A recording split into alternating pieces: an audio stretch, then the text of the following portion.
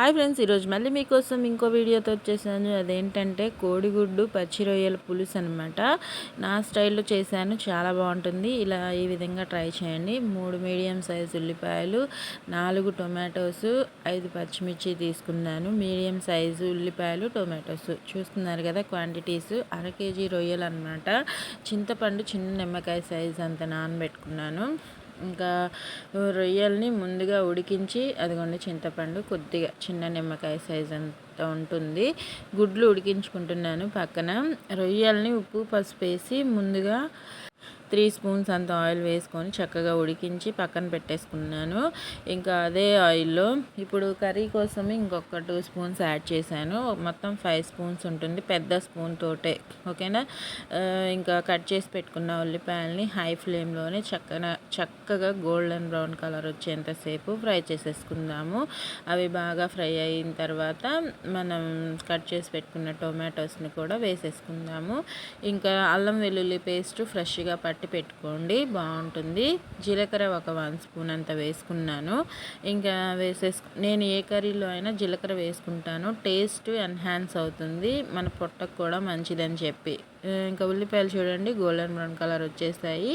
ఉల్లిపాయలు టొమాటో పచ్చిమిర్చి 2 ఒకేసారి వేసుకొని చక్కగా మిక్స్ చేసుకొని లో ఫ్లేమ్లోకి మార్చేసుకొని మూత పెట్టి మగ్గించేసుకుందాము. టొమాటోస్ హైలో పెడితే మాడిపోయే ఛాన్సులు ఉంటాయి కాబట్టి ఇంకా 15 మినిట్స్ లో ఫ్లేమ్లో మగ్గించుకుంటే టొమాటోస్ వేసాక చక్కగా మగ్గిపోతాయి. అవి మగ్గిన తర్వాత నెక్స్ట్ ప్రాసెస్కి వెళ్ళిపోదాము.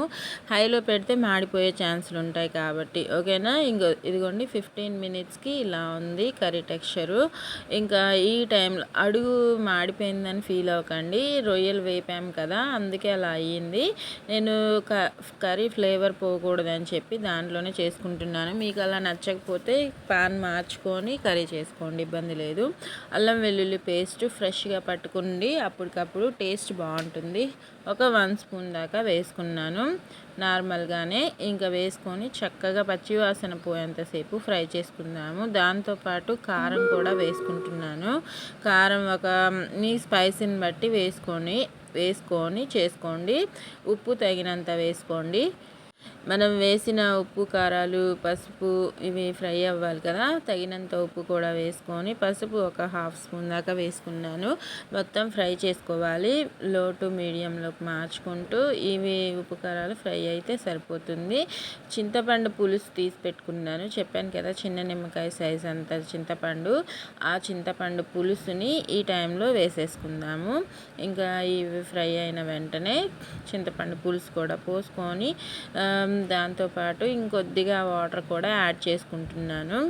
ఇంకా ఒక 2 టీ గ్లాసెస్, మొత్తం 4 టీ గ్లాసెస్ వాటర్ ఉంటాయి.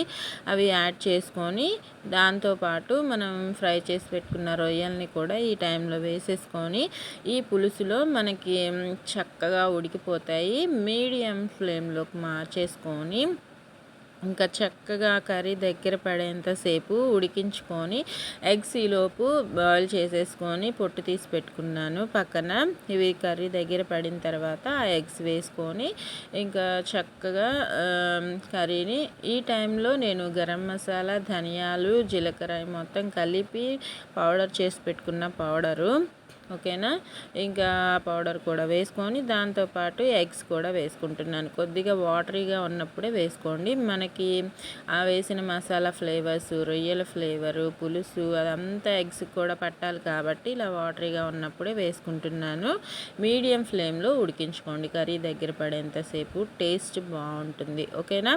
ఇదిగోండి మన రొయ్యల ఎగ్ కర్రీ పులుసు అయితే సూపర్గా రెడీ అయిపోయినట్టే. కొత్తిమీర కరివేపాకు వేసుకొని లాస్ట్లో ఒక 2 మినిట్స్ ఉంచి సర్వ్ చేసుకోండి వేడివేడిగా. నేను అన్నం తాలింపు వేసుకున్నాను, కలర్ రైస్ లాగా. టేస్ట్ మాత్రం అదిరిపోయింది. ఇదిగోండి లాస్ట్లో ఇంకా ఒక్కసారి మిక్స్ చేసేసుకుంటే మన కొత్తిమీర కరివేపాకు అనేది ఆ ఫ్లేవర్ కర్రీకి ఫుల్గా పడుతుంది, టేస్ట్ బాగుంటుంది. ఇలా ఒక్కసారి ట్రై చేయండి, చేసిన తర్వాత కామెంట్స్లో పెట్టండి. నచ్చితే లైక్ చేయండి. Bye friends.